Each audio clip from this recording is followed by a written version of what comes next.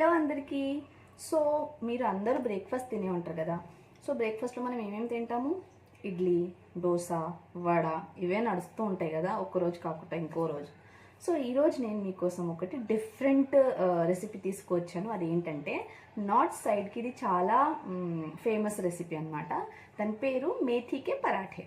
ఓకేనా? అంటే ఏంటి అది? మేథీ అంటే మెంతం కూరతో పరాటాలు అనమాట. ఇంకా ఇది గుజరాత్లో కూడా చాలా ఫేమస్. అక్కడ దీన్ని మేథీకి థేపలే అంటారు. మీరు అవి అన్నీ చూడకండి, ఈ రెసిపీ చూడండి, ట్రై చేయండి. నచ్చితే కానీ నా ఛానల్ని సబ్స్క్రైబ్ చేసుకోండి, నా వీడియోస్ని లైక్ చేయండి. సో దీనికి మనకి కావాల్సిన మెయిన్ ఇంగ్రీడియంట్ మెంతం కూర. నేను దీన్ని బాగా వాష్ చేసి సన్నగా కట్ చేసి పెట్టుకున్నాను.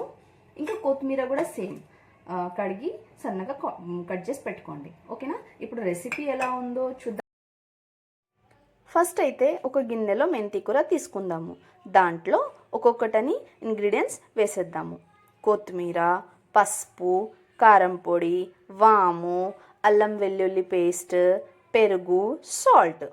ఒక్కసారి ఇవి అన్నిటిని కలిపేసుకుందాము. దాని తర్వాత ఇందులో గోధుమ పిండి వేసుకుందాము. ఇప్పుడు మనం నార్మల్ చపాతీ పిండి కలుపుకున్నట్టే వాటర్తో పిండి కలిపేసుకుందాము.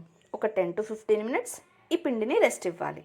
ఇంకేముంది, నార్మల్ చపాతీ లాగానే బాల్స్ చేసుకున్నాను. ఇప్పుడు రోల్ చేసుకొని పెంక మీద మంచిగా 2 సైడ్స్ కాలేంత వరకు ఉంచి నూనె లేకపోతే మీ ఇష్టం అయితే నెయ్యితో కూడా ఫ్రై చేసుకోవచ్చు. రెడీ అయిపోతుంది మన మేథీకే పరాఠే. ఇంకేముంది, పెరుగుతో లేకపోతే మామిడికాయ పచ్చడితో, ఇంకా ఏ పచ్చడితో అయినా కూడా ఇది బాగుంటుంది. అందరూ ట్రై చేయండి. ఒక న్యూ మనకి బ్రేక్ఫాస్ట్లో ఒక న్యూ ట్రెండ్ వచ్చేస్తుంది. అందరూ ట్రై చేయండి.